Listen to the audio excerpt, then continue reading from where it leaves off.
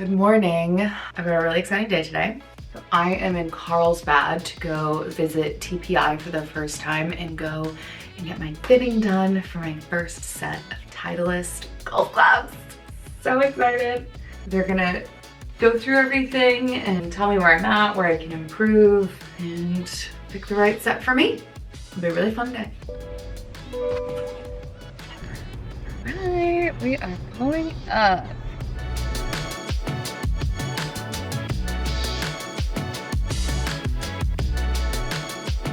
Hi. So nice to meet you. Nice to meet you too. Good to see you. Nice to have you. That's exciting. Well, how's the game been otherwise? Game's been okay. You know, we don't really get the time for the reps that we need out here. I get you. You sound like someone in the golf industry. I know. Activate. This is what the pros do, right? They just do like a quick quad stretch and they're like ready to go. So when we break down our fitting methodology, we've created this narrative of what we call the 3Ds. So you have distance, right? How far that ball goes, but more importantly, the consistency in which that ball has a carry number. The second one is going to be what we refer to as a descent angle or a land angle, right? How steep the ball comes out of the air. Yeah. And then the third one's going to always be dispersion. I have more control over the north and south dispersion, which kind of goes back full circle to the distance part of it. If I can get things more tidied up in that regard, the east and west starts to tidy itself up as well. Because you start feeling a little bit more confident in control with the strike. Dispersion just starts to do this. It's like you want the distance domino to fall first, and then everything else generally gets better. I love the sounds that the drawers make. It's my favorite. It's a satisfying drawer. So satisfying. Go.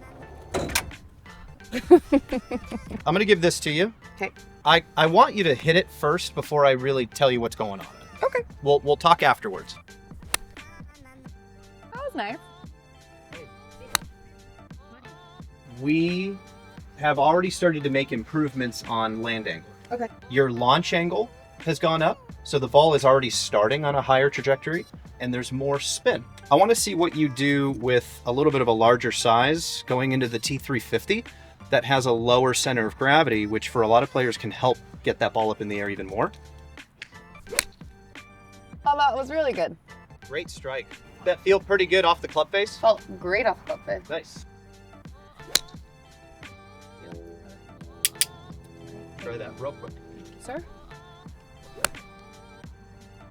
I was so scared that you were standing there.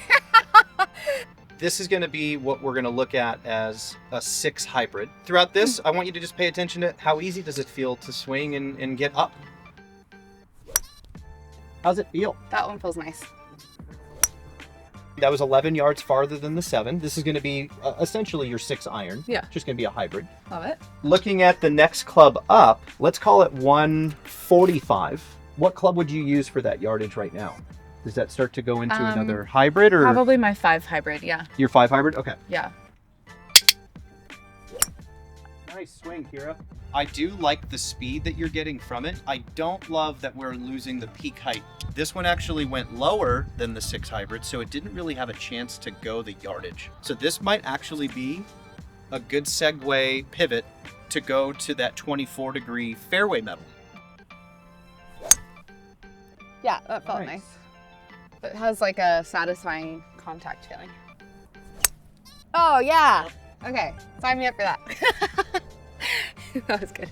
Now that I know how far that goes and what club it's replacing, let's go to driver and then work our way back down to see what other tool and what yardages are we actually gonna to fill in and how many clubs go in between a 9-wood and a driver. Yeah. I'm keeping you in this shaft. I think it's gonna be a good starting place because it worked really well with the hybrid, certainly the fairway metal. Okay. It's something that I think suits your swing really well. This is GT 110 degree. Certainly got up there. Yeah.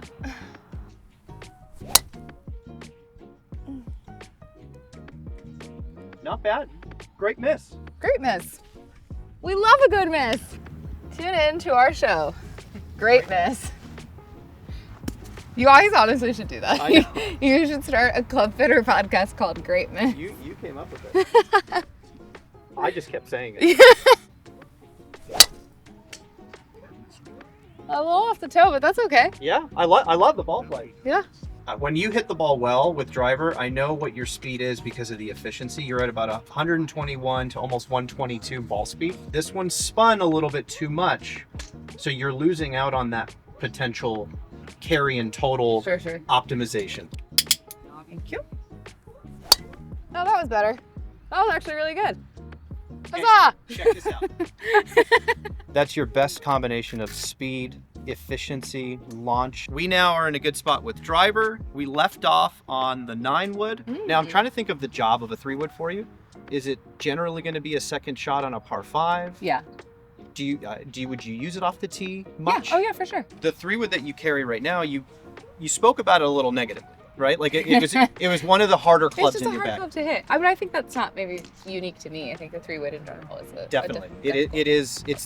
Generally speaking, it's the longest club in your bag that you hit off the ground. Yeah. I want to make sure this is something that you feel, man, this is just really fun and easy to hit. Yeah. I'm just going right into keeping you in GT1. Okay. It's been GT1 feels like it's for me. It's an absolute success.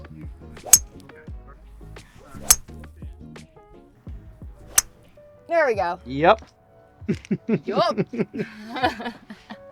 You typically look for a 3-wood total distance to be closer to the driver's carry distance. Your driver carry was 190 plus. Oh, that that's rolled great. out to 188, so we're basically there. Okay.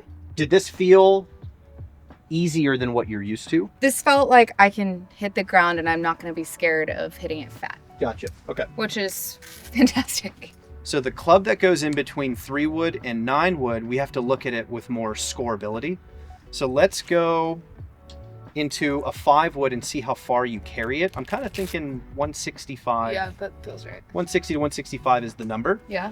I want to see if you hit this as high to give you some stopping power on the green. That's higher. Okay, definitely higher. Yeah. 162. 162. Okay. Close-ish. That one was a little drop kicky too. That wasn't my... Yeah, it wasn't perfect, but it was it's a great miss.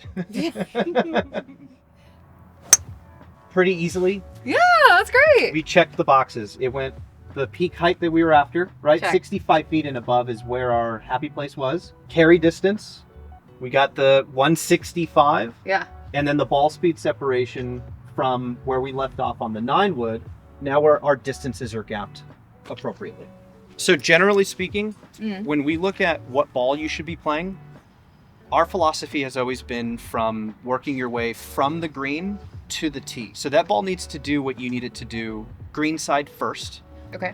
You want to fit your ball to the iron. You want to make sure that ball's doing what you want it to do with the irons. And then when you go into like a fairway metal or even a driver, you fit the driver to the ball, which means you wouldn't make a ball change based on what your driver's doing. You would rather change the driver to accommodate what that ball's doing so well in your irons and wedges and things like that. Okay. That's where it's so important. Yeah. Green side first.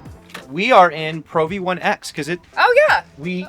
I like that you were playing that ball. It's going to offer you the most amount of spin and a little bit of a higher launch, which we've already learned is incredibly helpful for what we're trying to do with your ball flight.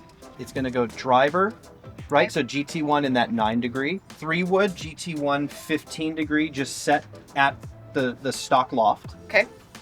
5-wood, which is now, this is like the start of your scoring clubs. Okay. And then from the 5-wood, it goes to the 9-wood, 6 hybrid, 7 iron down to probably the gap wedge. Yeah. And now this starts the conversation on what do we do with the rest of these wedges. How would you characterize your short game? Is it a strength? Is it a weakness? Or does it fall in between? It's evolving. Evolving, okay. Like I love hitting wedge shots. I love chipping. A tight lie is probably not where I thrive, but we're getting better. Out of the sand was really challenging for me. It's really hit or miss. I don't want you to look at the bottom of them. I want you to just swing them. Okay. We're gonna talk about which ones we like better and which ones we don't prefer. That was pretty good. Awesome. Okay. And that's gonna really help you gauge your distance control as well. If you don't have that club face open enough to create the spin that you need, it's hard to get the finesse from it.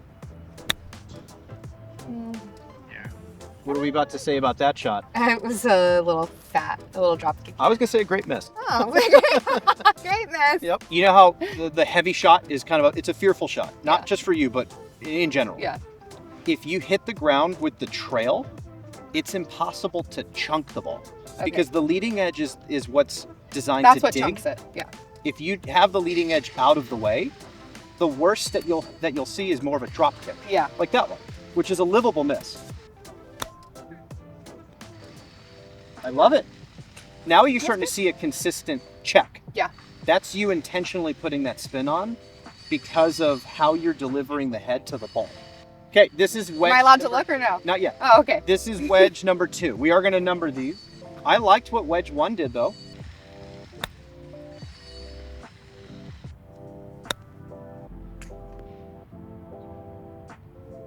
Not bad. So far, do you have a preference over 1 versus 2? Well, it seems like I was hitting better shots with the first one. I would agree. This is now number 3. 3. Okay. That strike feel pretty good? Yeah, that strike felt great. I'd say you hit it maybe a little too hard, but the Yeah. strike was really pure. I took too much off, but the strike The strike was great. really good. Yeah. Yep. This to me, this wedge in your hand sounds the best. You can. Take a little peek. That's the M grind with 8 degrees of bounce. Okay. Number 2 was the 10S. Number 3 was the 12D grind. Mm-hmm. So I kind of kept you in these 3 because they're a little bit more suited for what you're doing at the ground. Yeah. This is a 56. Okay. This is the sand wedge. I want you to go to that white flag. Oh. Come back. That's the idea. Just a little hard. That's all. Yeah. That's it. That's a perfectly struck shot. It's the sound that you want to listen for. It's the that probably felt really good too. That felt great. That tells us we're in a good bounce and a good grind that works with your delivery to the ground. Yep. It's gonna work out great. Yeah. We'll call this one number 2 because Oh, sorry. we're in the sand wedges now.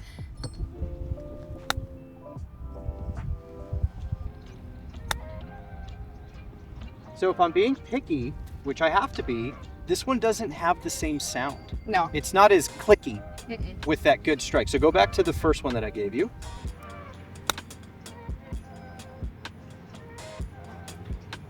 See, there's just something about this one. It's a little, like I said, clickier. Yeah.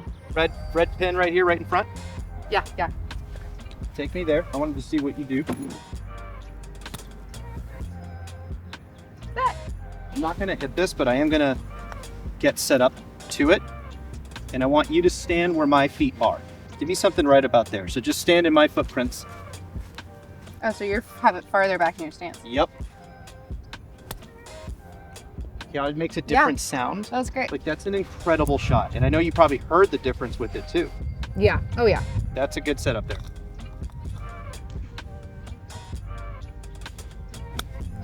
That's okay. That was a good swing. So the big reveal, Yeah. What's my wedge fitting diagnosis? 52 degree, it only comes in 1 grind. So it's gonna be this guy in the F grind. Okay. The 56 degree sand wedge, the one that made the best sound and it felt the best and it spun really nicely, it was the F grind as well. So Okay. it had 14 degrees of bounce.